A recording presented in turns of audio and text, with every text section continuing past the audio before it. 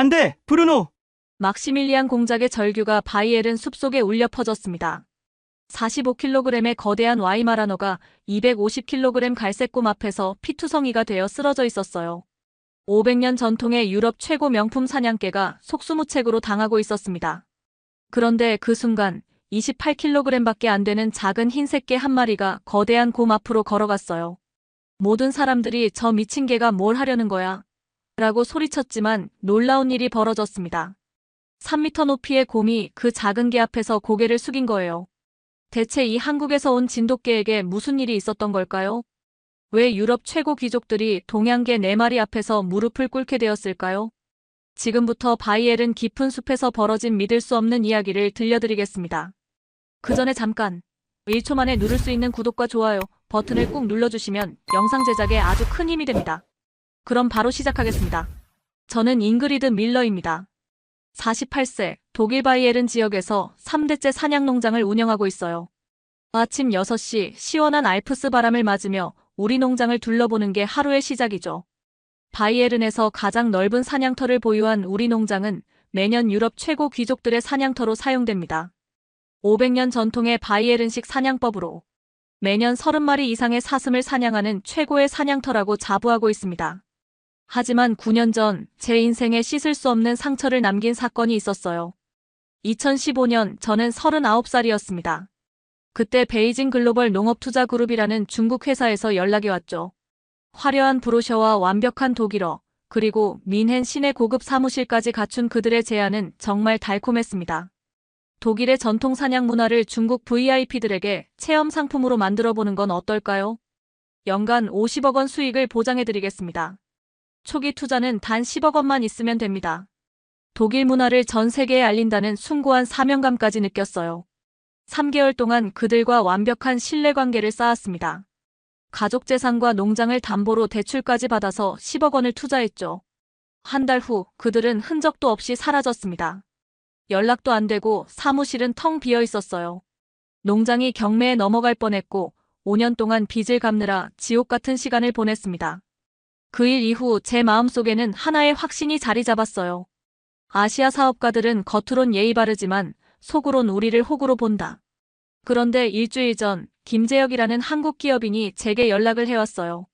글로벌 전자기업 CEO인 그는 바이에른 지역에 자동차 부품 공장을 설립할 계획이었습니다. 5조 원 규모의 거대한 프로젝트였죠. 하지만 독일에서 사업을 성공시키려면 현지 유력 인사들의 지지가 필요합니다. 김 회장이 말했어요. 혹시 바이에른 지역에 영향력 있는 분들을 소개해 주실 수 있나요? 특별한 사냥 이벤트 같은 걸로 말이에요. 정장 차림새도 완벽하고 독일어도 유창했지만 9년 전 그 중국인들과 똑같다는 생각이 들었어요. 하지만 사업은 사업이니까요. 저는 바이에른 지역의 네로라 하는 귀족 4명에게 연락했습니다.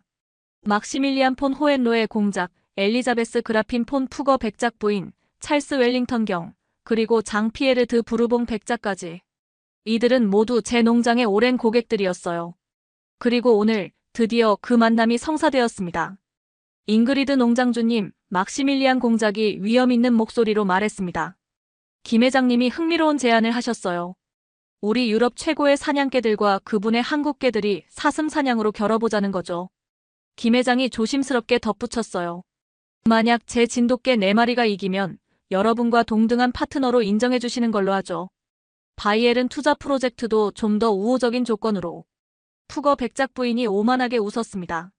좋아요, 김 회장님. 하지만 지시면 우리 조건을 다 들어야 해요. 투자금도 2배로 늘리고 모든 특혜도 포기하시는 걸로. 웰링턴 경이 거들었죠.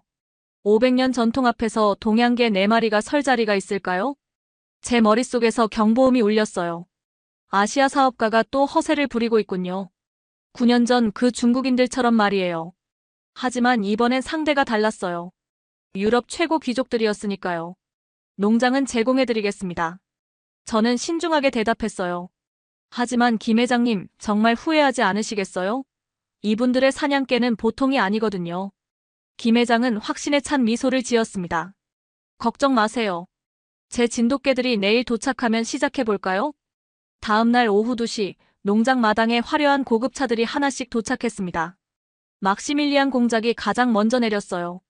클래식한 롤스로이스 팬텀에서 내린 65세의 그는 500년 가문의 위험을 온몸으로 풍기고 있었죠. 그의 뒤로 와이마라너 3마리가 우아하게 걸어 나왔습니다. 회색 털이 햇살에 반짝이는 게 정말 고귀해 보였어요. 아, 브루노. 공작이 부르자 가장 큰 와이마라너가 일제히 꼬리를 세우며 완벽한 자세를 만들었습니다. 우리 가문이 200년간 개량한 최고의 혈통이지. 푸거 백작 부인이 다음에 등장했어요. 스포티한 포르쉐 카이엔 터보에서 내린 55세의 그녀는 바이에른에서 가장 부유한 여성 중 하나였죠. 독일 포인터 3마리가 그녀를 따라 나왔는데 근육질 몸매가 정말 인상적이었습니다. 이 아이들은 작년에만 사슴 15마리를 잡았어요. 돈으로 살 수 없는 진정한 실력이죠. 웰링턴 경은 45세의 젊은 귀족이었지만 영국 왕실과의 연결고리 때문에 모든 이들이 존경했어요. 우아한 벤틀리 벤테이가에서 내린 그 옆에는 독일 셰퍼드 2마리가 그를 호위하듯 서 있었습니다. 영국 왕실 훈련법으로 단련된 완벽한 규율을 가진 아이들이죠. 마지막으로 부르봉 백작이 위험 있는 마세라티 레반테에서 나타났습니다. 50세의 프랑스 귀족인 그는 유럽 사냥 챔피언 타이틀을 가지고 있었어요. 독일 브라케 2마리가 바닥에 코를 대고 냄새를 맡고 있었습니다. 후각 추적에서는 유럽 최고죠. 총 12마리의 명품 사냥개들이 농장 마당에 모였어요. 각자의 주인처럼 당당하고 자신만만해 보였습니다. 그때 김 회장이 조용히 말했어요. 제 진돗개들도 곧 도착할 겁니다. 30분 후 평범한 운송 차량이 농장에 들어왔어요. 뒤에서 진돗개 4마리가 내렸는데 솔직히 좀 실망스러웠습니다. 흰색과 황갈색이 섞인 털, 중간 정도의 체구. 독일 개들에 비해 특별해 보이지 않았어요. 게다가 긴 여행으로 지쳐 보였죠. 백두입니다. 김 회장이 가장 큰 진돗개를 소개했지만 아무도 관심을 보이지 않았어요. 나머지 3마리는. 하지만 그 순간부터 예상과 완전히 다른 일들이 벌어졌습니다. 독일 개들이 진돗개들을 보자마자 으르렁거리기 시작했어요. 12마리가 4마리를 에워싸며 위협적인 자세를 취했습니다. 브루노가 가장 먼저 백두에게 다가가 어깨를 들이받았어요. 그런데 백두의 반응이 놀라웠습니다. 한 발짝도 물러서지 않고 오히려 더 낮은 자세로 브루노를 똑바로 응시했어요. 싸울 준비를 하는 거였습니다. 저런. 막시밀리안 공작이 당황했어요. 브루노가 더 강하게 밀어붙였지만 백두는 꿈쩍도 하지 않았습니다. 오히려 조용한 으르렁거림으로 한번 해보자는 신호를 보냈어요. 다른 독일 개들도 가만히 있지 않았어요. 포인터 1마리가 나머지 진돗개에게 덤벼들었습니다. 하지만 진돗개들의 반응은 더욱 놀라웠습니다. 순식간에 4마리가 완벽한 대형을 만들었어요. 백두가 정면에서 브루노와 대치하는 동안 다른 진돗개들이 삼각형 진영을 만들어 측면과 후방을 지켰습니다. 독일 셰퍼드가 뒤에서 기습을 시도했지만 진돗개 1마리가 즉시 돌아서서 맞섰어요. 12대 4의 불리한 상황에서도 전혀 위축되지 않았습니다. 이게 뭐야? 웰링턴 경이 놀라며 중얼거렸어요. 브루노가 본격적으로 공격했습니다. 45kg의 거대한 몸집으로 백두에게 돌진했어요. 하지만 백두는 마지막 순간에 몸을 비키며 브루노의 옆구리를 정확히 물었습니다. 브루노가 고통스럽게 울부짖자 다른 독일 개들이 일제히 달려들었어요. 그 순간이었습니다. 진돗개들의 진짜 실력이 드러났어요. 4마리가 마치 하나의 생명체처럼 움직였습니다. 1마리가 공격당하면 즉시 다른 마리가 엄호했어요. 독일 개들의 무차별 공격에도 불구하고 진돗개들은 단 1마리도 심각한 부상을 당하지 않았습니다. 오히려 독일 개들이 당황하기 시작했어요.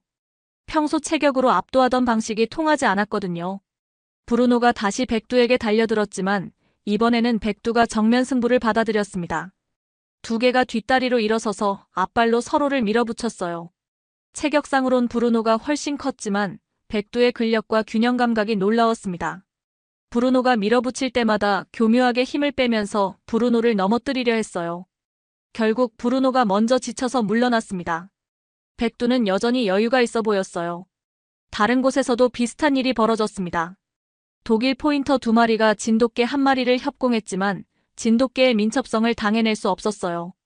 30분간의 격렬한 대결 끝에 독일 개들이 먼저 포기했습니다. 더 이상 진돗개들에게 도전하지 않았어요. 귀족들은 당황한 표정을 감추지 못했습니다.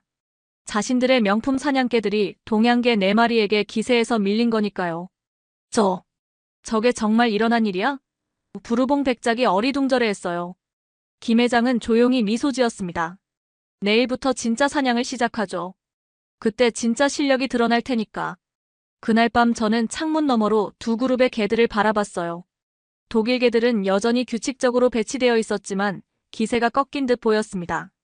반면 진돗개들은 서로 의지하며 모여 앉아 있었어요. 전혀 불안해 보이지 않았습니다. 오히려 내일을 기대하는 것 같았어요. 진짜 사냥에서는 어떤 결과가 나올지 궁금해졌습니다.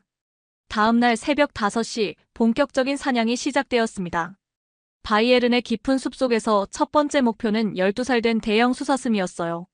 거대한 뿔가지를 가진 이 사슴은 지난 3년간 다른 사냥꾼들이 잡지 못한 영리한 놈이었습니다.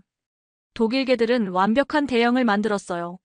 와이마라너들이 전방, 독일 포인터들이 좌우 측면, 셰퍼드와 브라케가 후방을 담당하는 전통적인 포위 사냥이었죠. 500년간 내려온 바이에른식 사냥법이었습니다. 자, 시작합니다. 막시밀리안 공작이 신호를 보냈어요. 그런데 문제가 바로 시작되었습니다. 백두가 갑자기 코를 킁킁거리더니 대형을 완전히 무시하고 왼쪽 숲으로 돌진했어요. 사슴의 냄새를 먼저 맡은 거였죠. 하지만 브루노는 아직 아무것도 감지하지 못한 상태에서 오른쪽 포위 대형을 유지하려 했습니다. 저 개가 어디로 가는 거야? 푸거 백작 부인이 당황했어요. 더 큰 문제가 발생했습니다. 백두가 발견한 건 수사슴이 아니라 중형 숫사슴 한 마리였어요.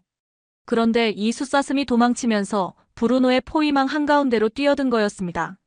브루노가 즉시 반응했어요. 거대한 몸으로 숫사슴에게 달려들었습니다. 하지만 숫사슴도 만만치 않았어요. 날카로운 뒷발로 브루노의 얼굴을 걷어찼습니다. 브루노가 비명을 지르며 뒤로 물러섰어요. 바로 그때 백두가 나타났습니다. 숫사슴이 브루노를 공격하는 틈을 타서 뒤에서 정확히 목을 물었어요. 깔끔한 한 방이었습니다. 첫 번째 사냥감은 진돗개가 잡았습니다. 이럴 수가. 막시밀리안 공작이 분노했습니다. 500년 전통이 하루아침에. 하지만 흥미로운 변화가 이어졌어요. 두 번째 사냥에서는 독일 개들이 복수에 나섰습니다. 이번에는 대형 숫사슴이 목표였어요. 브루노를 비롯한 독일개 4마리가 완벽한 협공으로 사슴을 포위했습니다. 숫사슴이 필사적으로 뿔을 휘둘렀어요. 독일 포인터 한 마리가 뿔에 맞아 옆구리에 상처를 입었지만 브루노가 즉시 뒤에서 사슴의 뒷다리를 물었습니다. 다른 독일 개들이 일제히 달려들었어요. 4대1의 무자비한 공격이었습니다. 숫사슴은 결국 쓰러졌어요. 그래, 이게 진짜 사냥이야. 웰링턴 경이 흥분해서 외쳤어요. 점수는 1대1. 긴장감이 고조되었습니다. 세 번째 사냥에서 진짜 승부가 갈렸어요. 이번엔 노련한 숫사슴 무리가 상대였습니다. 총 5마리의 숫사슴들이 삼각형 진영을 만들고 있었어요. 독일 개들이 먼저 공격했습니다. 하지만 숫사슴들도 만만치 않았어요. 리더 격인 큰 숫사슴이 브루노에게 정면으로 돌진했습니다. 브루노가 피하려 했지만 늦었어요. 숫사슴의 뿔이 브루노의 어깨를 찔렀습니다. 선홍색 피가 뚝뚝 떨어졌어요. 다른 독일 개들이 복수에 나섰지만 5마리 숫사슴들의 조직적인 반격에 밀렸습니다. 사슴들이 원형으로 배치되어 어느 쪽에서 공격해도 다른 사슴이 엄호했어요. 바로 그때 진돗개들이 움직였습니다. 백두가 사슴 무리의 후방으로 돌아갔어요. 다른 진돗개 3마리는 정면에서 사슴들의 주의를 끌었습니다. 완벽한 분산 전술이었어요. 사슴들이 정면의 진돗개들에게 집중하는 사이 백두가 뒤에서 기습했습니다. 가장 작은 숫사슴의 뒷다리를 물어 넘어뜨렸어요. 사슴 무리의 진영이 흔들렸습니다. 바로 그 순간 다른 진돗개들이 일제히 돌격했어요. 10분간의 격렬한 전투 끝에 진돗개들이 사슴 2마리를 더 잡았습니다. 최종 점수는 진돗개 3마리, 독일개 1마리. 귀족들은 충격에 빠졌어요. 김 회장님, 막시밀리안 공작이 차갑게 말했습니다. 이건 우리가 알고 있는 사냥이 아닙니다. 하지만 김 회장은 조용히 미소 지었어요. 내일은 더 큰 사냥감을 준비해보죠. 진짜 실력을 보여드릴게요. 그날 밤 독일 개들은 상처를 핥으며 풀이 죽어 있었어요. 특히 브루노는 어깨 상처 때문에 절뚝거렸습니다. 반면 진돗개들은 여전히 활기차 보였어요. 백두가 다른 진돗개들을 보살피며 내일을 준비하고 있었습니다. 또 다른 반전이 기다리고 있을까요? 나흘째가 되자 분위기는 더욱 차가워졌습니다. 연속 실패로 귀족들의 인내심은 바닥났고 오히려 독일 개들이 진돗개들에게 밀리는 상황이 계속되자 자존심이 상했어요. 마지막 기회입니다. 막시밀리안 공작이 냉정하게 말했어요. 오늘도 실패하면 이 게임은 끝입니다. 목표는 바이에른에서 10년간 잡히지 않은 전설의 왕사슴이었어요. 15살, 18개의 뿔가지를 가진 거대한 수사슴. 현지 사냥꾼들 사이에서는 바이에른의 왕이라 불리는 녀석이었죠. 저 사슴을 잡으면 바이에른 사냥 역사에 이름을 남기는 겁니다. 부르봉 백작이 진지하게 말했어요. 새벽 4시 모든 개들이 출동했습니다. 이번엔 김 회장이 진돗개들에게 따로 지시했어요. 백두야, 이번만은 독일 친구들과 협력해보자. 알겠니? 진돗개들이 고개를 끄덕이는 듯 했어요. 지난 사흘간의 경험이 그들에게도 교훈이 되었나 봅니다. 처음 30분간은 놀랍도록 조화로웠어요. 백두가 왕사슴의 흔적을 발견하자 조용히 브루노에게 신호를 보냈습니다. 브루노도 이번엔 백두의 판단을 존중했어요. 오, 이번엔 다르네. 웰링턴 경이 놀라며 중얼거렸어요. 1시간 후 드디어 왕사슴을 발견했습니다. 정말 장엄했어요. 거대한 몸집의 왕관처럼 우아한 뿔. 10년간 모든 사냥꾼을 따돌린 왕의 위엄이 느껴졌습니다. 모든 개들이 완벽한 포위망을 형성했어요. 이번엔 진돗개들도 독일 개들과 호흡을 맞췄습니다. 천천히 조심스럽게 거리를 좁혀갔죠. 드디어 잡겠어. 푸거 백작 부인이 흥분해서 속삭였어요. 바로 그때였습니다. 백두가 갑자기 몸을 낮추며 으르렁거렸어요. 왕사슴을 향한 것이 아니었습니다. 숲 더 깊은 곳, 어둠 속에서 무언가가 움직이고 있었어요. 뭐지? 막시밀리안 공작이 의아해했어요. 다른 진돗개들도 귀를 쫑긋 세우며 불안한 신호를 보냈습니다. 하지만 독일 개들은 여전히 왕사슴에만 집중하고 있었어요. 바로 그 순간 숲속에서 거대한 그림자가 나타났어요. 어미곰이었습니다. 250kg은 좋게 나가 보이는 갈색곰이 서서히 모습을 드러냈어요. 그리고 그 뒤로 새끼곰 2마리가 보였습니다. 세상에. 저도 모르게 숨을 멈췄어요. 문제는 왕사슴이 도망치면서 새끼곰들 바로 옆을 지나갔다는 것이었어요. 독일 개들은 사슴을 쫓느라 새끼들에게 너무 가까이 다가가 버렸습니다. 어미 곰이 으르렁거리기 시작했어요. 새끼들을 위협하는 개들을 향해 분노의 눈빛을 보냈죠. 모두 멈춰. 김 회장이 급히 소리쳤지만 이미 늦었습니다. 브루노와 다른 독일 개들은 여전히 사슴에만 집중하고 있었어요. 완전히 상황 파악을 못하고 있었죠. 어미 곰이 뒷다리로 일어서더니 위협적으로 포효했습니다. 3m가 넘는 거대한 몸집이 햇살에 드러났어요. 이때서야 독일 개들이 상황을 깨달았어요. 하지만 그들의 반응은 최악이었습니다. 훈련받은 대로 12마리가 곰을 포위하기 시작한 거예요. 평소 사슴을 잡을 때처럼 포위망을 형성했습니다. 안 돼. 그러면 더 위험해져. 김 회장이 절규했지만 소용없었어요. 어미 곰은 완전히 분노했습니다. 새끼들을 보호해야 한다는 모성 본능이 발동한 거죠. 곰이 앞발을 휘둘렀습니다. 한번 휘두르면 대형개도 즉사할 수 있는 위력이었어요. 독일 포인터 1마리가 간신히 피했지만 곰의 발톱이 지나간 나무에는 깊은 상처가 남았죠. 이럴 수가. 부르봉 백작이 얼굴이 하얗게 질렸어요. 더 심각한 일이 벌어졌습니다. 브루노가 정면에서 곰에게 덤벼든 거예요. 45kg의 거대한 몸으로 곰의 다리를 물려고 했습니다. 하지만 곰의 반격이 무서웠어요. 거대한 앞발로 브루노를 후려쳤습니다. 브루노가 3m나 날아가서 나무에 부딪혔어요. 갈비뼈가 부러지는 소리가 들렸습니다. 브루노. 막시밀리안 공작이 비명을 질렸어요. 다른 독일 개들도 무차별 공격을 시작했어요. 하지만 곰의 두꺼운 가죽과 지방층 때문에 개들의 이빨이 제대로 박히지 않았습니다. 오히려 곰이 독일 개들을 하나씩 처리하기 시작했어요. 독일 셰퍼드 1마리가 곰의 발톱에 얼굴을 핥히어 피투성이가 되었습니다. 끝났어. 정말 끝났어. 웰링턴 경이 절망적으로 중얼거렸어요. 그 순간 진돗개 4마리가 움직였습니다. 백두가 움직였어요. 하지만 곰을 공격한 게 아니었습니다. 오히려 독일 개들 사이로 뛰어들어 그들을 곰에게서 떨어뜨리기 시작했어요. 뭐 하는 거야? 푸거 백작 부인이 소리쳤어요. 하지만 백두의 의도를 곧 알 수 있었습니다.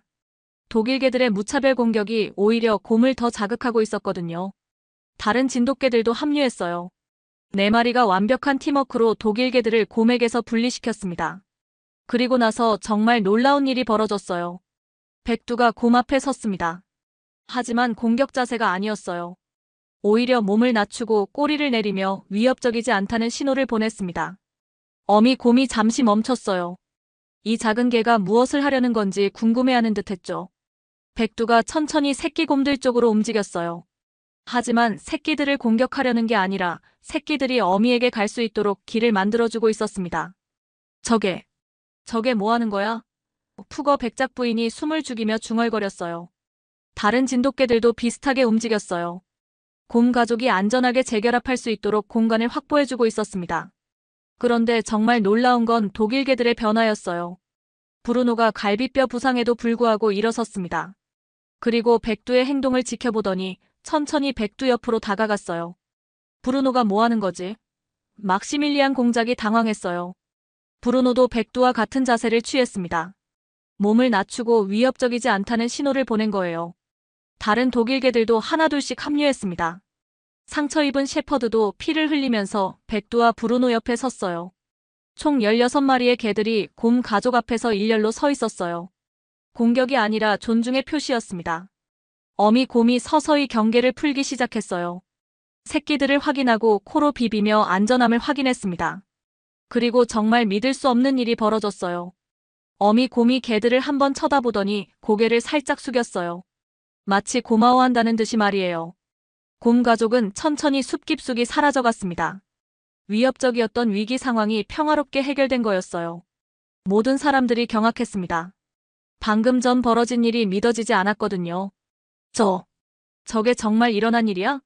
부르봉 백작이 어리둥절해했어요. 하지만 경이로운 일은 여기서 끝나지 않았어요. 백두가 갑자기 코를 킁킁거리더니 특정 방향을 응시했습니다. 곰 소동으로 놀란 왕사슴이 예상과 다른 곳으로 도망쳤는데 백두가 그 냄새를 맡은 거였어요. 브루노가 백두의 신호를 받고 조용히 고개를 끄덕였습니다. 내가 리드해라는 뜻이었죠. 완전히 새로운 팀워크가 시작되었어요. 이번엔 진돗개들이 왕사슴의 정확한 위치를 파악하고 독일개들이 포위망을 형성했습니다. 하지만 예전과는 달랐어요. 서로의 움직임을 방해하지 않고 오히려 보완해 주었거든요. 백두가 왕사슴을 발견하자 조용한 신호를 보냈어요. 브루노와 다른 독일개들이 즉시 반응했습니다.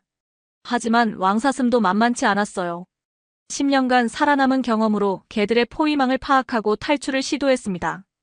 거대한 뿔을 휘둘러 브루노를 공격했어요. 브루노가 피하려 했지만 뿔이 어깨를 스쳤습니다. 또다시 상처를 입었죠. 바로 그때 백두가 뒤에서 기습했습니다. 왕사슴의 뒷다리를 정확히 물어 균형을 잃게 만들었어요. 다른 진돗개들과 독일개들이 일제히 달려들었습니다. 하지만 이번엔 무차별 공격이 아니었어요. 각자 역할을 분담해서 완벽한 협력을 보였습니다. 30분간의 치열한 사투 끝에 10년간 잡히지 않았던 전설의 왕사슴이 마침내 포획되었습니다. 완벽한 협력의 결과였어요.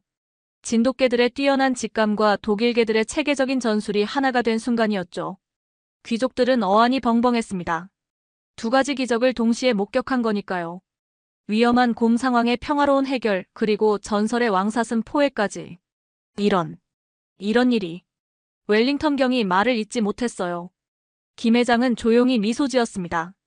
드디어 진돗개들의 진짜 실력이 드러난 순간이었으니까요. 하지만 정작 진돗개들과 독일개들은 서로를 다독이며 상처를 핥아주고 있었어요. 마치 이 정도는 당연한 거 아니야? 라고 말하는 것 같았습니다. 이제 그들은 경쟁 상대가 아니라 함께 일할 수 있는 진정한 파트너가 되었어요. 사냥이 끝난 후 숲속에서 응급치료가 시작되었습니다. 브루노는 갈비뼈 부상과 어깨 상처로 심각한 상태였어요.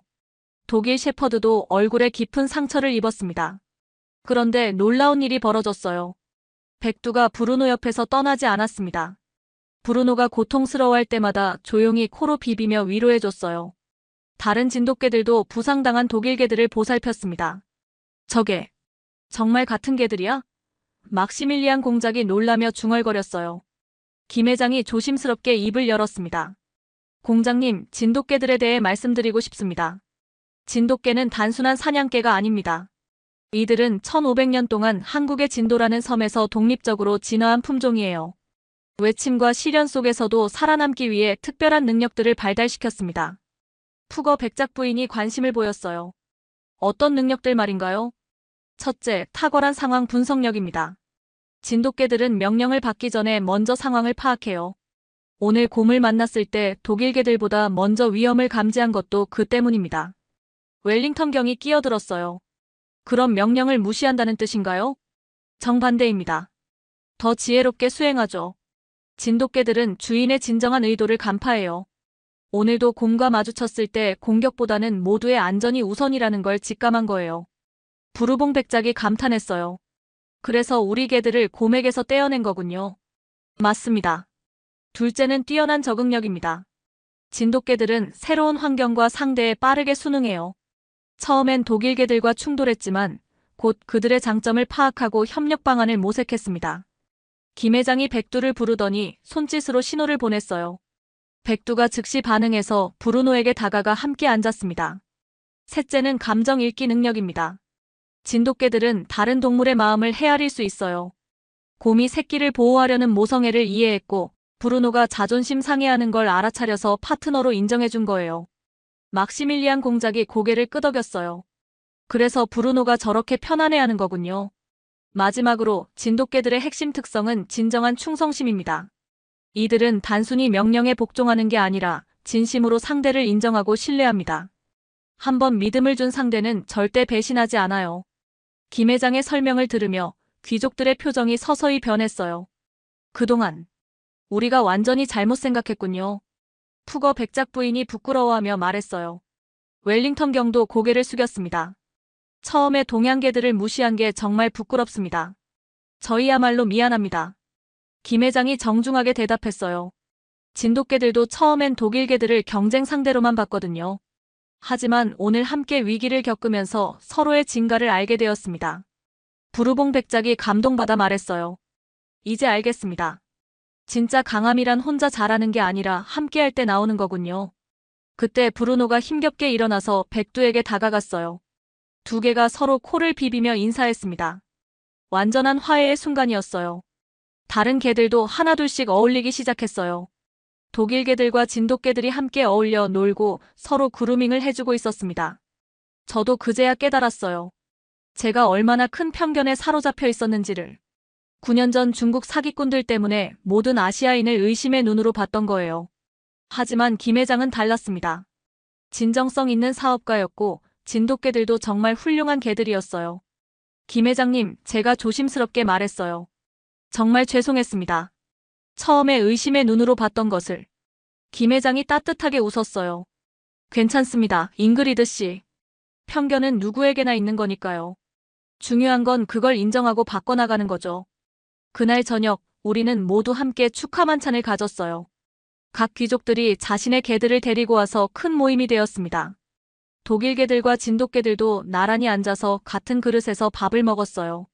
정말 아름다운 광경이었어요. 그날 밤 저는 잠들지 못하고 발코니에 나와 있었어요. 저 멀리 임시로 마련된 개들의 휴식 공간에서는 독일 개들과 진돗개들이 평화롭게 함께 쉬고 있었습니다. 브루노와 백두가 나란히 누워서 서로의 상처를 핥아주고 있었어요. 몇 시간 전만 해도 적이었던 이들이 이제는 진정한 친구가 되었습니다. 문득 9년 전 그날이 떠올랐어요. 중국 사기꾼들에게 속았을 때의 그 배신감과 분노가. 그때부터 저는 모든 아시아인을 같은 시선으로 바라봤던 거예요. 그들은 다 똑같을 거야. 겉으론 친절하지만 속으론 우리를 이용할 생각만 하고 있어. 하지만 오늘 김 회장과 진돗개들을 보면서 깨달았어요. 제가 얼마나 잘못된 편견에 사로잡혀 있었는지를. 김 회장은 진정으로 독일과 한국의 상생을 원했어요. 그리고 진돗개들은 독일 개들을 적이 아닌 동료로 받아들였습니다. 아침이 되자 더욱 놀라운 일이 벌어졌어요. 막시밀리안 공작이 김 회장에게 다가와서 말했습니다. 김 회장님, 어제 일을 생각해보니 정말 부끄럽습니다. 우리가 처음부터 당신과 진돗개들을 제대로 평가하지 못했어요. 푸거 백작 부인도 거들었어요. 500년 전통이라고 자만했던 것 같습니다. 하지만 진정한 전통은 새로운 것을 받아들이고 함께 발전하는 거였네요. 웰링턴 경이 진심 어린 표정으로 말했어요. 앞으로 우리 개들과 진돗개들이 함께 훈련하면 어떨까요? 서로에게 배울 점이 많을 것 같습니다. 부르봉 백작도 동의했어요. 그러면 정말 세상에서 가장 뛰어난 사냥개 팀이 될 거예요. 김 회장의 눈에 감동의 눈물이 맺혔어요. 정말 감사합니다. 이런 따뜻한 마음을 봤다니. 그때 백두가 김 회장에게 다가와서 손을 핥았어요. 마치 잘했어요. 주인이라고 말하는 것 같았습니다. 저도 더 이상 참을 수 없었어요. 김 회장님, 제가 떨리는 목소리로 말했어요. 정말 죄송했습니다. 처음에 당신을 의심한 것을. 9년 전 일 때문에 모든 아시아 분들을 같은 시선으로 봤던 거예요. 김 회장이 제 손을 잡았어요. 잉그리드 씨, 이해합니다. 저도 처음엔 유럽 귀족들이 우리를 무시한다고 생각했거든요. 하지만 편견은 서로에게 있는 거였네요. 이제부터는 정말 동등한 파트너로 지내고 싶습니다. 제가 진심으로 말했어요. 물론이죠. 그리고 바이에른 투자 프로젝트도 처음 계획대로 진행하겠습니다. 조건도 더 좋게 해드릴게요. 귀족들이 일제히 박수를 쳤어요. 개들도 짖으며 축하해 주었습니다. 그날 오후 정말 특별한 일이 벌어졌어요. 각 귀족들이 자신의 개들을 데리고 와서 독일 개들과 진돗개들이 함께하는 새로운 사냥법을 개발하기 시작한 거예요. 진돗개들의 뛰어난 직감과 상황 판단력, 독일 개들의 체계적인 전술과 강인함이 결합된 완전히 새로운 방식이었습니다. 백두가 리더 역할을 하고 브루노가 브리더 역할을 맡았어요. 다른 개들도 각자의 특기를 살려서 완벽한 팀워크를 보였습니다. 저는 그 모습을 보면서 깨달았어요. 진정한 발전은 서로 다른 것들이 만나 새로운 것을 만들어낼 때 나온다는 걸. 500년 독일 전통도 소중하지만 1500년 한국 전통과 만나면 더욱 훌륭한 것이 탄생할 수 있다는 걸 말이에요. 그날 밤 저는 오랜만에 편안한 잠을 잤어요. 9년 동안 제 마음을 짓눌렀던 편견과 의심이 모두 사라진 기분이었습니다. 대신 새로운 희망과 기대가 가득했어요. 김 회장과의 사업도, 우리 농장의 미래도, 그리고 무엇보다 서로 다른 문화가 만나 만들어낼 아름다운 이야기들도. 6개월 후 우리 농장을 중심으로 한 지역 전체가 완전히 변해 있었습니다. 바이에른 최초의 국제사냥 훈련센터가 문을 열었어요. 저는 센터장을 맡았고 각 귀족들이 파트너로 참여했습니다. 독일의 전통 사냥법과 한국의 진돗개 훈련법을 결합한 새로운 프로그램이었어요. 유럽 전역에서 사냥꾼들이 찾아왔어요. 독일개와 진돗개가 함께 만들어내는 놀라운 팀워크를 배우기 위해서였죠. 김 회장의 투자 프로젝트도 대성공이었습니다. 바이에른 지역에 세워진 자동차 부품 공장은 독일 최고 수준의 기술력을 자랑했어요. 독일의 정밀함과 한국의 혁신이 만나 세계 최고의 제품을 만들어냈습니다. 잉그리드, 정말 믿을 수 없어요. 막시밀리안 공작이 감탄하며 말했어요. 우리 브루노가 이렇게 영리해질 줄이야. 브루노는 이제 백두와 완벽한 파트너가 되었어요. 두 마리가 함께 사냥을 나가면 성공률이 95%에 달했습니다. 유럽에서 가장 뛰어난 사냥개 팀으로 유명해졌죠. 푸거 백작 부인도 변했어요. 처음엔 동양개들을 무시했는데 정말 부끄럽습니다. 이제는 진돗개 없는 사냥은 상상할 수 없어요. 웰링턴 경과 부르봉 백작도 각각 김 회장을 통해 진돗개를 입양했어요. 그들의 개들도 금세 진돗개들과 친해져서 환상적인 팀워크를 보여줬습니다. 가장 놀라운 건 언론의 반응이었어요. 바이에른의 기적, 동서양 사냥 문화의 만남. 500년 전통이 1500년 전통과 만나 새로운 역사를 쓰다 편견을 넘어선 진정한 파트너십의 모델. CNN, BBC, 심지어 한국의 KBS에서도 우리를 취재하러 왔어요. 전 세계가 우리의 이야기에 주목했어요. 특히 한국에서는 김 회장이 한동문화교류 공로상을 받았고 독일에서는 제가 국제문화교류 공헌상을 수상했습니다. 독일인으로서 한국 문화를 독일에 알린 공로를 인정받은 거였어요. 김 회장은 이제 바이에른 지역에서 가장 존경받는 기업인이 되었습니다. 그의 공장에서는 독일인과 한국인 직원들이 함께 일하며 진정한 국제협력의 모델을 보여주고 있어요. 1년 후 정말 특별한 일이 벌어졌어요. 독일 정부에서 김 회장에게 독일, 한국 우정 훈장을 수여한 거예요. 두 나라 간의 문화교류와 경제협력에 기여한 공로를 인정받은 겁니다. 시상식 날 브루노와 백두도 함께 참석했어요. 두 마리가 나란히 서 있는 모습은 독일과 한국의 우정을 상징하는 아름다운 장면이었습니다. 잉그리드 씨, 김 회장이 제게 말했어요. 정말 감사합니다. 당신이 없었다면 이 모든 일이 불가능했을 거예요. 아니에요, 김 회장님. 제가 대답했어요. 저야말로 감사해요. 당신과 진돗개들 덕분에 제 인생이 완전히 바뀌었거든요. 정말 그랬어요. 9년 동안 제 마음을 올감했던 편견과 불신이 모두 사라졌습니다. 대신 새로운 희망과 가능성이 가득했어요. 지금 우리 센터에는 전 세계에서 온 사냥꾼들이 찾아와요. 그들 모두가 하나같이 말합니다. 정말 놀라워요. 서로 다른 문화가 만나면 이렇게 아름다운 일이 벌어지는군요. 그럴 때마다 저는 백두와 브루노를 바라봅니다.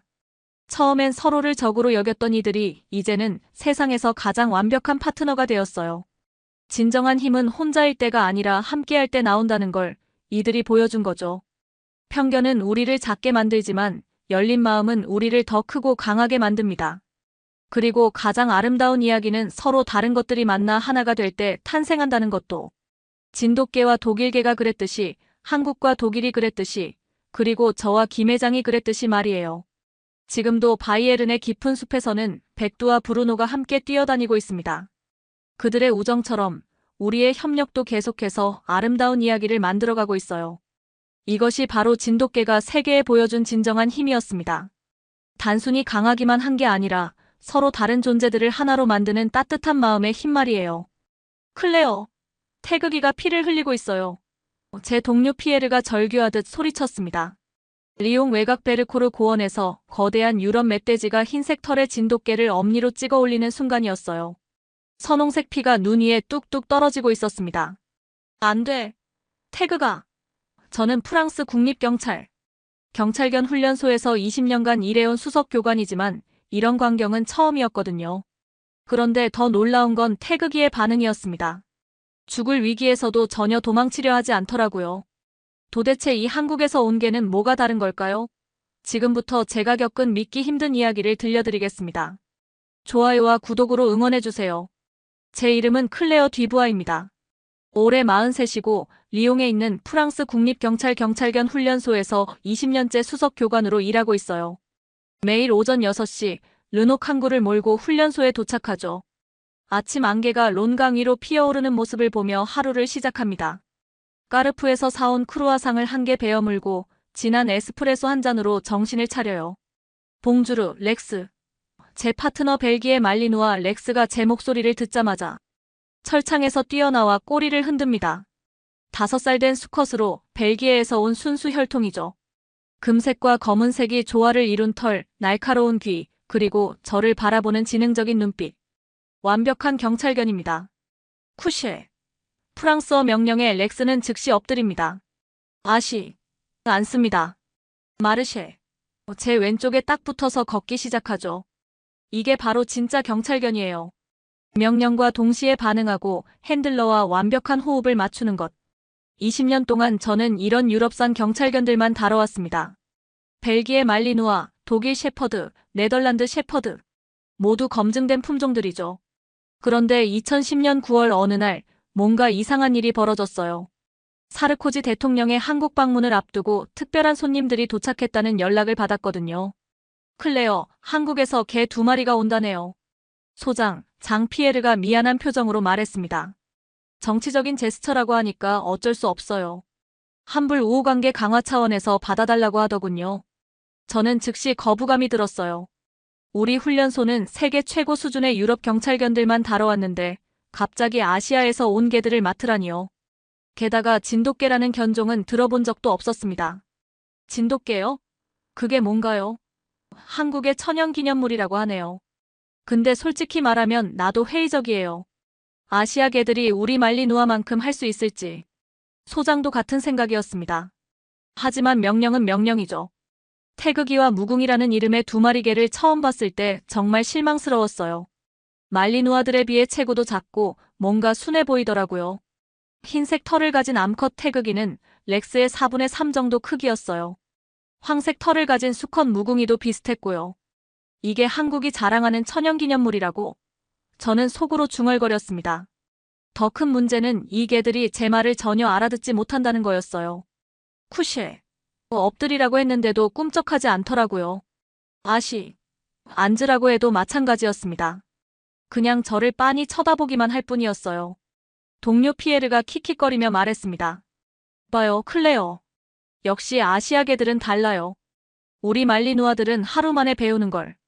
다른 동료들도 한마디씩 거들었어요. 아시아에서 온 건 기대하면 안 되는 거야. 역시 우리 유럽 개들이 최고지. 저도 점점 짜증이 났습니다. 20년 경력의 베테랑 교관인 제가 이런 기본적인 것도 가르치지 못하다니요. 그때 문득 10년 전 일이 떠올랐습니다. 2000년 여름 마르세유에서 있었던 그 끔찍한 사건 말이에요. 알제리계 테러리스트들이 프랑스 남부 해안가 호텔을 폭파하려던 사건이었죠. 저는 제 파트너 벨기에 말리누와 루시와 함께 폭발물 탐지 임무에 투입되었어요. 하지만 테러리스트들이 키우던 아시아계 잡종견이 루시를 함정에 빠뜨렸고 그 결과 루시는 폭발에 휘말려 제품에서 숨을 거뒀습니다. 그때부터 저는 아시아계 품종 전체에 대한 불신을 갖게 되었어요. 예측 불가능하고 믿을 수 없어. 10년 동안 제가 가지고 있던 생각이었습니다. 태극기와 무궁이를 보면서 그 기억이 다시 살아났어요. 또 실패하는 건 아니겠지? 저는 불안해지기 시작했습니다. 훈련 2주차가 되었지만 상황은 더욱 악화됐습니다. 진돗개들은 여전히 제 명령에 전혀 반응하지 않았거든요. 리옹 시내 프레스킬 광장에서 열린 사르코지 대통령의 연금개혁 반대 시위 진압 훈련에 참가했을 때였어요. 말리누아들은 완벽하게 군중 통제 임무를 수행했습니다. 하지만 진돗개들은 그냥 멍하니 서 있기만 했죠. 클레어, 이 개들 정말 답답해요. 피에르가 노골적으로 비웃었습니다. 우리 말리누아들은 하루 만에 배우는 걸 2주째 못하고 있잖아요. 다른 동료들도 한마디씩 했어요. 아시아에서 온 건 기대하면 안 되는 거야. 역시 우리 유럽개들이 최고지. 더 심한 말도 나왔습니다. 10년 전 마르세유 테러 때처럼 또 사고 나는 거 아냐? 마르셀이 큰 소리로 말했죠. 저는 점점 화가 치밀었어요. 상부에서는 계속 압박하고 있었거든요. 한국 대사관에서 관심을 갖고 있으니 꼭 성공시켜달라고 연락이 왔어요. 어떻게 성공을 시켜요? 이 개들은 도무지 이해를 못한다고요. 저는 소장에게 항의했습니다. 소장도 난처해했어요. 그래도 최선을 다해봐요. 외교적으로 중요한 문제니까. 훈련장으로 돌아와서 다시 시도해봤습니다. 기본적인 쿠쉐 명령부터 시작했는데 태극기가 저를 빤히 쳐다보더라고요. 그 눈빛이 마치 왜 이런 걸 시키지? 라고 묻는 것 같았어요. 뭘 그렇게 쳐다봐. 저는 짜증이 났습니다. 무궁이도 마찬가지였어요. 고개를 갸웃거리며 제 말을 듣지 않더라고요. 동료들의 비아냥도 계속됐죠. 클레어, 포기해요. 아시아 개들한테 너무 많은 걸 바라지 마요. 차라리 한국으로 돌려보내죠. 마르세유에서의 악몽이 자꾸 떠올랐어요. 루시가 폭발에 휘말려 제품에서 피를 토하며 죽어갔던 그 순간이요. 또 아시아 개들 때문에 망신당하는 건 아니겠지? 저는 불안해졌어요. 그날 저녁 집에 돌아와서도 기분이 좋지 않았습니다. 론 강변의 제 아파트 베란다에서 리옹 야경을 바라보며 와인을 마시고 있는데 자꾸 불안한 생각이 들었어요. 그때였습니다. 휴대폰이 울렸어요. 클레어, 큰일 났어요. 피에르의 다급한 목소리였습니다. 무슨 일이에요? 베르코르 고원에서 등산객이 실종됐대요. 내일 아침 일찍 수색 작업에 투입된다고 하네요. 그럼 렉스랑 다른 말리누아들 데리고 가면 되잖아요. 문제는 그게 아니에요. 상부에서 진돗개들도 같이 데려가라고 하거든요. 실전 테스트를 해보라는 거예요. 저는 머리가 지끈거렸어요. 실전이요? 아직 기본 명령어도 못 알아듣는 애들을요? 나도 그렇게 말했지만 위에서는 듣지 않더라고요. 한국 대사관에서 진돗개들의 실전 능력을 보여달라고 요청했다나 뭐라나. 저는 한숨을 쉬었어요. 베르코르 고원은 리옹에서 동쪽으로 100km 떨어진 험준한 산악지대였어요. 겨울철에는 눈이 많이 내려서 조난사고가 자주 발생하는 곳이죠. 이런 위험한 곳에 훈련도 제대로 안 된 개들을 데리고 간다니요. 혹시 사고라도 나면. 저는 10년 전 마르세유의 악몽이 다시 떠올랐어요. 루시를 잃었던 그 끔찍한 기억이요. 그날 밤 저는 잠을 이룰 수 없었습니다. 창밖으로 보이는 리옹의 야경이 유난히 차갑게 느껴졌어요. 다음 날 새벽 5시 베르코르 고원으로 향했습니다. 푸조박서 구급차에 진돗개 2마리와 말리누아 3마리를 태우고 출발했어요. 실종자는 60대 독일 관광객 하일리 밀러였습니다. 전날 오후부터 연락이 끊겼고 GPS 마지막 신호는 해발 1500m 지점에서 나왔어요. 겨울산에서 하룻밤을 버텼다면 생존 확률은 50%도 안 돼요. 구조대장 앙리가 말했습니다. 최대한 빨리 찾아야 해요. 눈이 무릎까지 쌓인 가파른 산길을 오르기 시작했어요. 말리누아들은 제법 열심히 수색했습니다. 하지만 넓은 산악지대에서는 효율이 떨어졌죠. 반면 진돗개들은 여전히 제대로 된 반응을 보이지 않았어요. 정말 답답해 죽겠네요. 피에르가 중얼거렸습니다. 그런데 갑자기 숲속에서 큰 소음이 들렸습니다. 부스럭부스럭하는 소리와 함께 거대한 그림자들이 나타나기 시작했어요. 뭐야, 저게? 제가 놀라서 소리쳤을 때 유럽 멧돼지 무리가 우리 앞에 나타났습니다. 어미와 새끼들까지 포함해서 대략 7마리 정도였어요. 특히 수컷 한 마리는 정말 거대했습니다. 어깨 높이만 1m 20cm가 넘어 보이더라고요. 날카로운 엄니를 드러내며 우리를 위협적으로 바라봤어요. 겨울 산에서 먹이를 찾지 못해 극도로 공격적이 되어 있었던 거죠. 모두 뒤로. 저는 황급히 소리쳤습니다. 말리누아들이 당황해서 뒤로 물러서는데 이상하게도 진돗개 2마리만 앞으로 나서더라고요. 뭐해? 너희들도 뒤로 와. 저는 급하게 불렀지만 이미 늦었습니다. 거대한 수컷 멧돼지가 저를 향해 돌진하고 있었거든요. 시속 50km의 속도로 달려오는 200kg 덩치를 피할 방법은 없었어요. 그 순간 태극이가 번개처럼 멧돼지 앞을 막아섰습니다. 체구는 멧돼지보다 훨씬 작았지만 전혀 겁내지 않더라고요. 오히려 당당하게 맞섰어요. 태그가 안 돼. 저는 소리쳤지만 이미 치열한 대치가 시작되었습니다. 태극이는 정말 영리했습니다. 멧돼지의 정면 공격을 피하면서 옆구리를 노렸어요. 무궁이도 마찬가지로 다른 멧돼지들이 접근하지 못하게 막아섰죠. 정말 숨막히는 순간이었어요. 태극이가 멧돼지와 치열한 싸움을 벌였습니다. 민첩함과 지능으로 멧돼지의 공격을 피하면서 계속 맞서더라고요. 멧돼지가 엄니를 들이밀며 돌진했지만 태극이는 재빠르게 옆으로 피했어요. 그리고 바로 멧돼지의 옆구리를 물었습니다. 멧돼지가 고통스러워하며 몸을 흔들었지만 태극이는 놓지 않았어요. 무궁이도 다른 멧돼지 한 마리와 격렬하게 싸우고 있었습니다. 어미 멧돼지가 새끼들을 보호하려고 무궁이에게 달려들었는데 무궁이가 정말 용감하게 맞섰어요. 무궁이의 송곳니가 어미 멧돼지의 앞다리를 물자 크르르륵. 멧돼지가 분노에 찬 소리를 냈습니다. 그런데 그때였습니다. 거대한 수컷 멧돼지가 분노하며 태극이를 엄니로 찍어 올린 거예요. 캬잉. 태극이의 아픈 소리가 산속에 울려 퍼졌습니다. 선홍색 피가 하얀 눈 위에 뚝뚝 떨어졌어요. 클레어. 태극이가 피를 흘리고 있어요. 피에르가 절규했습니다. 하지만 놀랍게도 태극이는 여전히 포기하지 않았어요. 상처를 입고도 계속 멧돼지와 맞서고 있었습니다. 태극이의 이빨이 멧돼지의 귀를 물자 끄어억. 거대한 멧돼지도 고통스러운 소리를 냈습니다. 10분 정도 계속된 격투 끝에 멧돼지들이 지쳐서 물러나기 시작했어요. 특히 수컷 멧돼지가 태극이의 끈질긴 공격에 결국 포기하고 돌아서더라고요. 크르르. 패배를 인정하듯 낮은 소리를 내며 숲속으로 사라졌습니다. 태극이와 무궁이는 상처를 입었지만 끝까지 저희를 보호해냈어요. 2마리 모두 거친 숨을 몰아쉬면서도 여전히 경계를 늦추지 않았습니다. 이거 어떻게 가능한 거지? 저는 믿을 수 없었어요. 2주 동안 저에게 전혀 반응하지 않던 개들이 진짜 위기 상황에서는 목숨을 걸고 저를 구해준 거였거든요. 멧돼지들이 사라진 후 저는 태극이의 상처를 응급처치하고 있었어요. 피를 제법 많이 흘렸거든요. 괜찮니, 태극아? 제가 거즈로 상처를 감싸주자 태극이가 처음으로 제 손을 핥았어요. 따뜻한 혀가 제 손등을 스치는 순간 뭔가 묘한 감정이 들었습니다. 고마워. 저는 무의식적으로 중얼거렸어요. 그때 무궁이가 갑자기 어떤 냄새를 맡더니 특정 방향을 향해 짖기 시작했습니다. 왈왈, 왈왈. 하지만 그 방향에는 아무것도 보이지 않았어요. 그냥 눈 덮인 바위와 나무들 뿐이었죠. 또 시작이네. 헛짚고 있는 거 아냐? 피에르가 비웃었습니다. 하지만 저는 뭔가 다른 느낌이 들었어요. 방금 전 멧돼지와의 싸움에서 보여준 진돗개들의 모습이 자꾸 머릿속에 맴돌았거든요. 한번 가봅시다. 제가 말했어요. 설마 또 시간 낭비하려고요? 피에르가 반대했지만 저는 무궁이가 가리키는 방향으로 걸어갔습니다. 50m 정도 걸어가니 큰 바위 틈새가 나타났어요.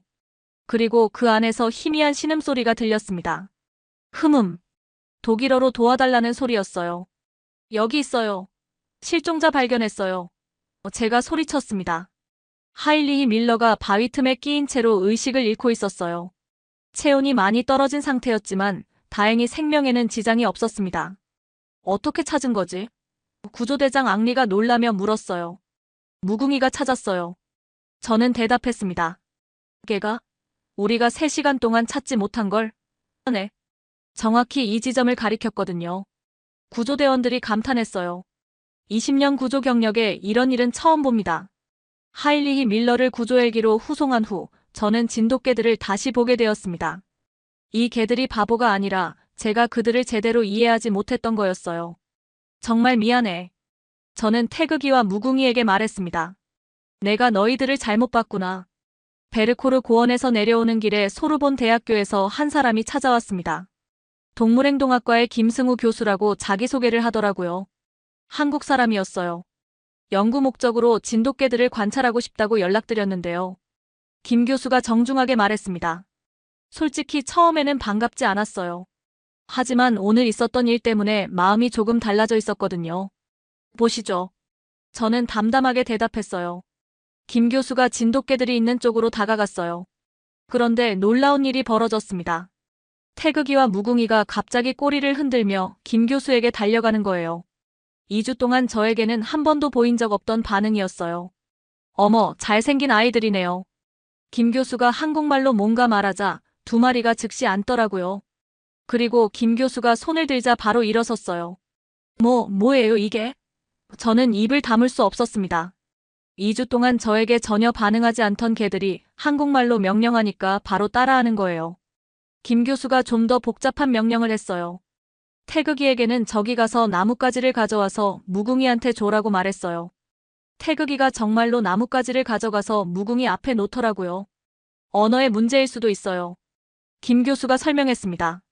이 아이들은 한국에서 태어나고 자란 개들이거든요. 프랑스어보다는 한국어에 더 익숙할 거예요.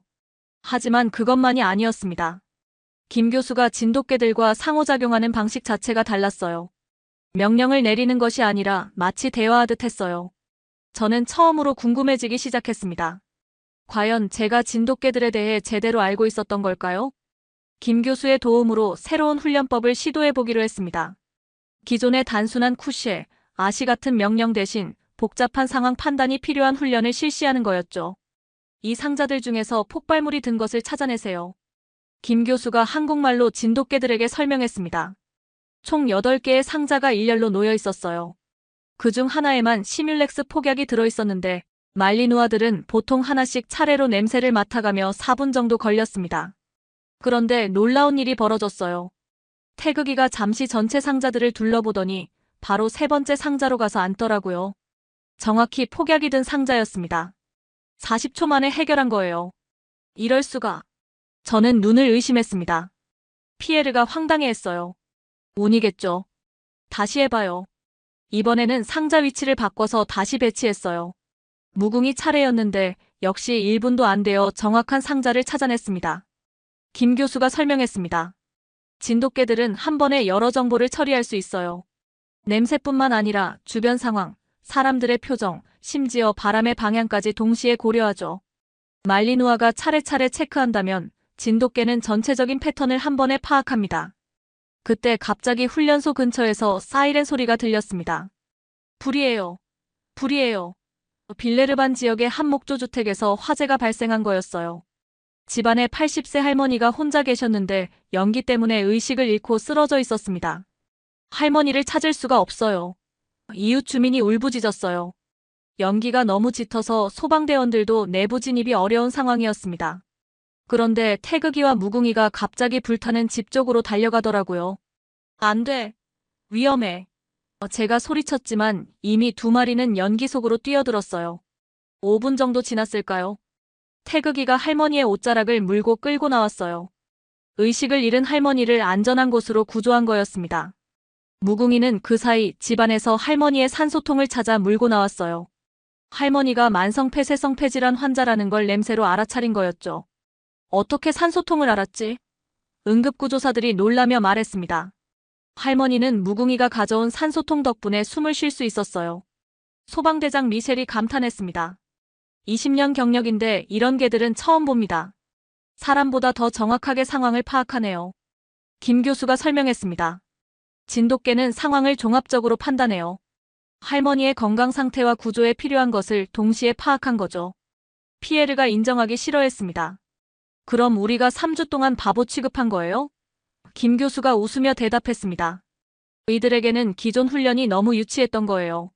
마치 대학 교수에게 구구단을 외우라고 하는 것과 같았죠. 저도 점점 깨닫기 시작했어요. 이 개들이 바보가 아니라 오히려 너무 똑똑해서 우리의 단순한 명령을 거부했던 거였습니다. 그날 저녁 김 교수와 론 강변 카페에서 커피를 마시며 긴 대화를 나눴어요.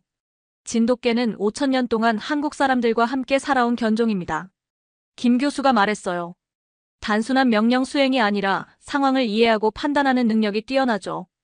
그럼 우리 개들보다 더 똑똑하다는 건가요? 저는 물었어요. 다른 방식으로 똑똑하다고 봐야겠죠. 유럽 경찰견들이 명령에 따라 행동한다면 진돗개는 주인의 의도를 파악해서 스스로 판단합니다. 그 말을 듣고 저는 완전히 새로운 관점을 갖게 되었어요. 제가 얼마나 편견에 사로잡혀 있었는지 깨달았거든요. 2주 후 리옹의 충격적인 소식이 전해졌습니다. 클레어, 긴급 상황이에요. 소장이 새벽 5시에 전화를 걸어왔어요. 알제리 독립기념일을 노린 테러 계획이 발견됐어요. 리옹 파르디유 기차역에 폭탄이 설치됐을 가능성이 높다고 하네요. 파르디유역은 리옹에서 가장 큰 기차역으로 하루에 12만 명이 이용하는 곳이었어요. 만약 폭탄이 터진다면 수백 명의 사상자가 발생할 수 있는 상황이었죠. 모든 경찰견을 동원해요. 역 전체를 수색해야 합니다. 1시간 후 파르디유역에 도착했을 때 이미 경찰 특공대와 폭발물 처리반이 대기하고 있었어요. 역 안은 아수라장이었습니다. 수만 명의 승객들이 대피하느라 난리가 났거든요. 렉스 알레. 저는 말리누와 렉스에게 폭발물 탐지 명령을 내렸어요. 렉스가 열심히 수색하기 시작했습니다. 다른 말리누아들도 마찬가지였어요. 하지만 너무 넓은 공간에서는 시간이 오래 걸렸죠. 그때 태극이와 무궁이가 이상한 행동을 보이기 시작했어요. 두 마리가 동시에 특정 방향을 향해 집중하고 있었거든요. 지하 1층 승강장 쪽이었습니다. 저쪽에 뭔가 있나요? 제가 김 교수에게 물었어요. 아마도 냄새를 감지한 것 같네요. 가봅시다. 지하 승강장으로 내려가니 정말 복잡했어요. 수십 개의 기둥과 벤치들, 그리고 무수히 많은 쓰레기통들이 있었죠. 말리누아들은 하나하나 체크하느라 시간이 오래 걸렸어요. 하지만 태극이는 직접적으로 한 지점을 향해 달려갔습니다. 3번 승강장 끝쪽 화장실 근처였어요. 왈왈, 왈왈. 태극이가 특정 쓰레기통을 향해 계속 짖었어요. 설마. 제가 폭발물 처리반에 신호를 보냈습니다. X선 탐지기로 확인해보니 정말로 그 쓰레기통 안에 폭탄이 숨겨져 있었어요. 신의 한 수였네요. 폭발물 처리반장이 감탄했습니다. 2시간 후에 터질 예정이었어요. 타이머까지 작동하고 있었다고요. 무궁이도 다른 지점에서 두 번째 폭탄을 발견했어요. 1층 대합실 카페 테라스 의자 밑에 숨겨져 있던 폭탄이었죠. 총 3개의 폭탄이 역 곳곳에 설치되어 있었는데 진돗개들이 모두 찾아냈어요. 말리누아들이 6시간 걸릴 일을 1시간 만에 해결한 거였습니다. 어떻게 이렇게 빨리 찾을 수 있죠? 테러 수사팀장이 놀라워했어요. 김 교수가 설명했습니다. 진돗개들은 공간 전체를 한 번에 파악해요. 냄새의 농도와 바람의 흐름을 계산해서 발원지를 추정하는 거죠. 그날 저녁 뉴스에서 대대적으로 보도되었어요. 한국의 진돗개가 리옹 테러를 막았다는 제목으로 말이에요. 프랑스 전역이 떠들썩했습니다. 사르코지 대통령도 직접 축하 메시지를 보냈어요. 한국의 영리한 개들 덕분에 프랑스 국민들의 생명을 구했다고 말이에요. 저는 그제야 깨달았습니다. 제가 얼마나 큰 편견을 가지고 있었는지를요. 10년 전 마르세유에서의 트라우마가 저를 눈멀게 했던 거예요. 진돗개들은 제가 생각했던 것과 완전히 달랐습니다. 그들은 단순히 똑똑한 게 아니라 위기 상황에서 생각하고 판단하며 사람을 구할 수 있는 진짜 파트너였어요. 그날 밤 저는 처음으로 제 속마음을 털어놓았습니다. 론 강변을 걸으며 김 교수와 긴 대화를 나눴어요. 사실 저는 10년 전 마르세유에서 끔찍한 일을 겪었어요. 저는 조심스럽게 말을 시작했죠. 제 파트너 루시가 테러리스트들의 함정에 빠져 폭발에 휘말렸거든요. 그때 테러리스트들이 키우던 아시아계 개가 루시를 유인했어요. 김 교수가 고개를 끄덕이며 들어줬어요. 그래서 아시아계 품종 전체에 대한 편견을 갖게 되었습니다. 예측 불가능하고 믿을 수 없다고 생각했죠. 지금은 어떻게 생각하세요? 김 교수가 조심스럽게 물었어요. 완전히 바뀌었어요. 저는 솔직하게 대답했습니다. 태극이와 무궁이가 제 생각을 완전히 뒤바꿔놨거든요. 이 개들이 바보가 아니라 저보다 훨씬 똑똑했다는 걸 깨달았어요. 김 교수가 미소 지으며 말했습니다. 진돗개는 명령을 받기보다는 상황을 판단해서 행동해요. 5천년 동안 한국 사람들과 함께 살면서 독립적으로 사고하는 능력을 키워왔거든요. 저는 깜짝 놀랐습니다. 그럼 제가 잘못 접근한 걸까요? 잘못했다기보다는 서로 다른 방식이었던 거예요. 유럽 개들은 명령에 따라 행동하지만 진돗개는 주인의 의도를 파악해서 스스로 판단합니다. 그 말을 듣고 저는 지난 한 달을 다시 생각해봤어요. 진돗개들이 제 명령을 무시한 게 아니라 더 나은 방법을 알고 있었던 거였구나. 한국 문화 자체가 그래요. 김 교수가 계속 설명했습니다.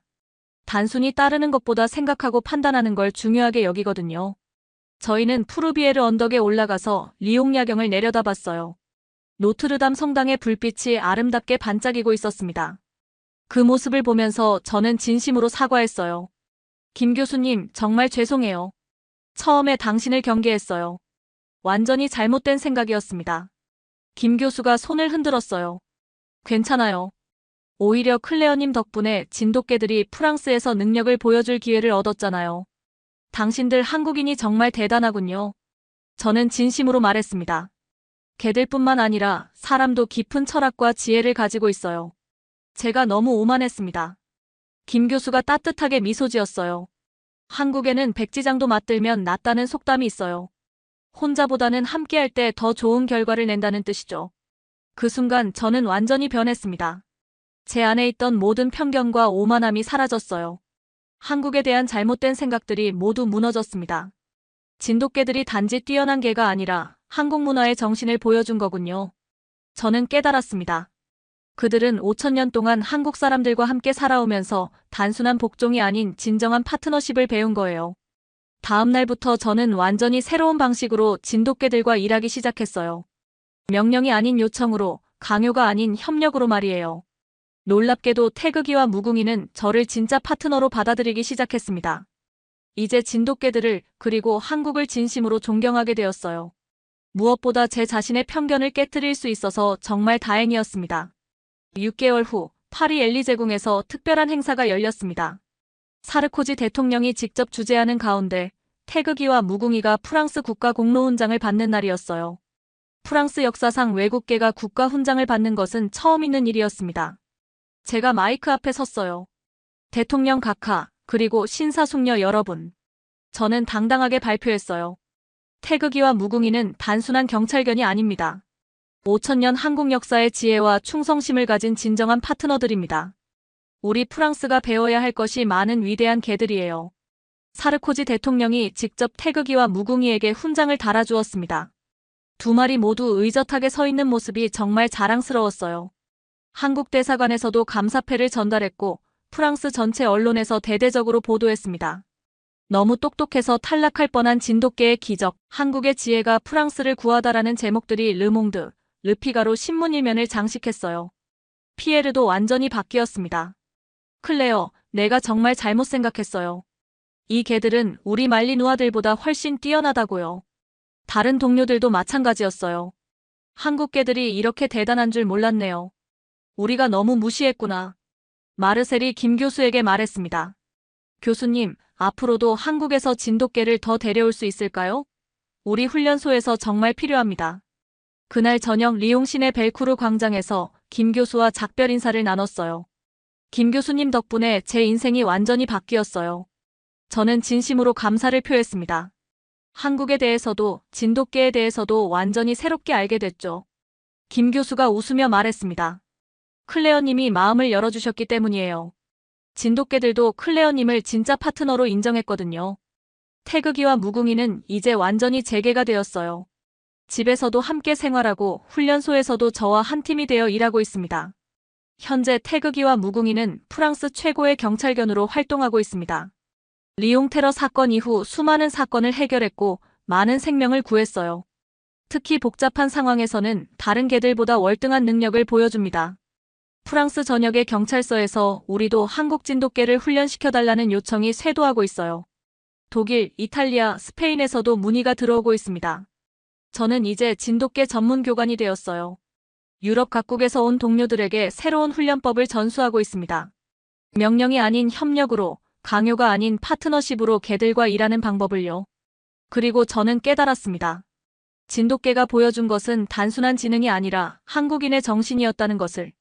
겸손하지만 용감하고 조용하지만 강인한 그 마음 말이에요. 지금도 저는 전 세계 사람들에게 말하고 있습니다. 진돗개를 무시하지 마세요. 그들은 우리가 상상하는 것보다 훨씬 위대한 존재들입니다. 그리고 한국이라는 나라도 마찬가지예요. 10년 전 마르세유에서 루시를 잃고 아시아 개들을 혐오했던 제가 이제는 진돗개들과 함께 새로운 미래를 만들어가고 있어요. 편견을 극복하고 다른 문화를 이해하려고 노력할 때 진정한 기적이 일어난다는 것을 배웠습니다. 태극이와 무궁이가 보여준 것은 단순한 개의 능력이 아니었어요. 그들은 5천년 한국 역사 속에서 길러진 지혜와 충성, 그리고 진정한 파트너십의 정신을 프랑스에 전해준 위대한 사절이었습니다. 클레어 뒤부아의 이야기는 계속됩니다. 편견을 극복하고 새로운 문화를 받아들이는 용기. 그것이 진정한 변화를 만드는 열쇠였습니다.